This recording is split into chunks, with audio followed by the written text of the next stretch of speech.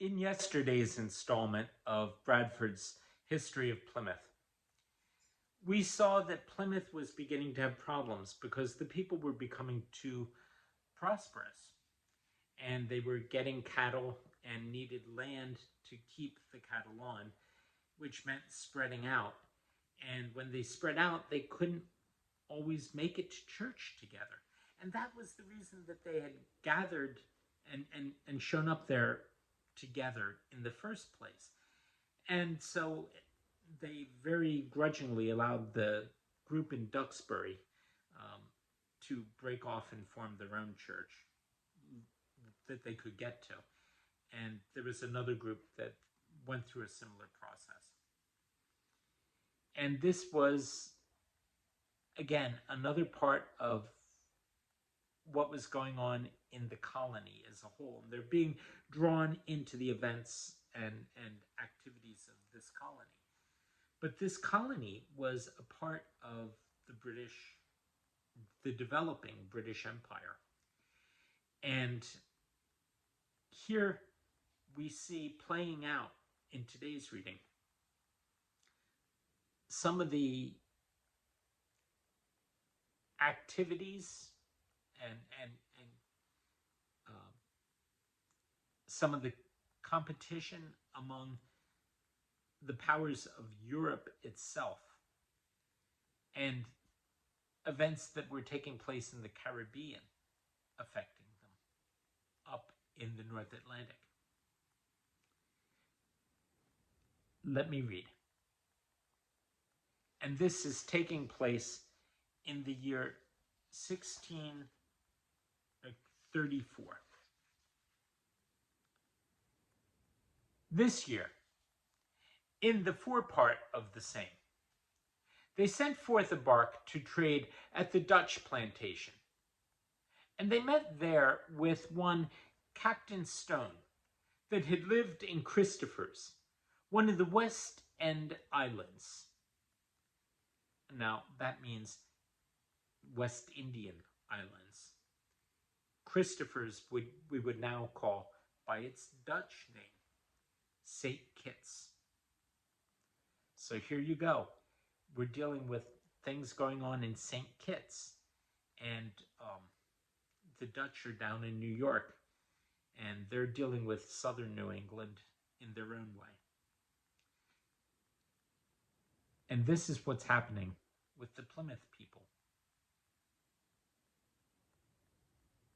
They met there with one Captain Stone that had lived in Christopher's, one of the West End Islands, and now had been some time in Virginia, and came from thence into these parts. He kept company with the Dutch governor, and I know not in what drunken fit he got leave of the governor to seize on their bark when they were ready to come away, and had done their market, having the value of 500 pounds worth of goods aboard her, having no occasion at all or color of ground for such a thing, but having made the governor drunk so as he could scarce speak a right word. And when he urged him to hear about, he answered him, "All's to belieft." I don't know what that means, but remember, the Pilgrims, Bradford, had lived in Holland, and whatever he wrote there, he probably understood and could have spoken. Either way, the ship has been seized.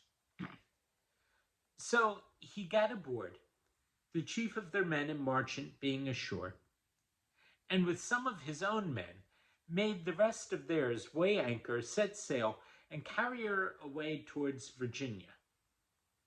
But divers of the Dutch seamen, which had been often at Plymouth and kindly entertained there, said one to another, "Shall we suffer our friends to be thus abused, and have their goods carried away before our faces, whilst our governor is drunk?"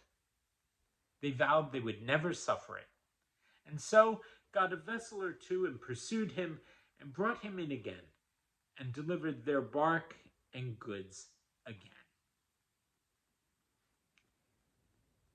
Afterwards, Stone came into Massachusetts, and they sent and commenced suit against him for this fact.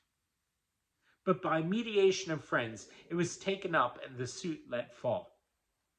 And in the company of some other gentlemen, Stone came afterwards to Plymouth, and had friendly and civil entertainment amongst them, with the rest. But revenge boiled within his breast, though concealed. For some conceived he had a purpose at one time to have stabbed the governor, and put his hand to his dagger for that end. But by God's providence and the vigilance of some was prevented. He afterward returned to Virginia in a pinnace with one Captain Norton and some others, and I know not for what occasion they would needs go up Connecticut River. He spells Connecticut Conigtecut, Kunigtica River. And how they carried themselves, I know not. But the Indians knocked him in the head as he lay in his cabin, and had thrown the covering over his face, whether out of fear or desperation is uncertain. This was his end. They likewise killed all the rest. But Captain Norton defended himself a long time against them in the cook-room, till by accident the gunpowder took fire, which, for readiness, he had set in an open thing before him, which did so burn and scald him and blind his eyes, as he could make no longer resistance, but was slain also by them, though they much commended his valor. And having killed the men, they made a prey of what they had, and chaffered away some of their things to the Dutch that lived there.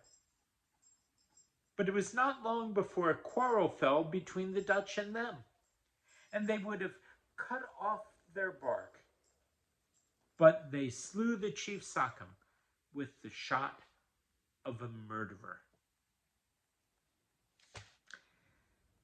Well now, quite a bunch living to the south of them, and they trying to be good Christian people, forgiving, and even offering hospitality to somebody who tried to rob them. They thought they had left all of that in the old world. But somehow, human nature was anywhere where there were humans. That's me talking, not Bradford. Bradford will have some more things tomorrow he calls strange and remarkable passages, and we'll hear them then.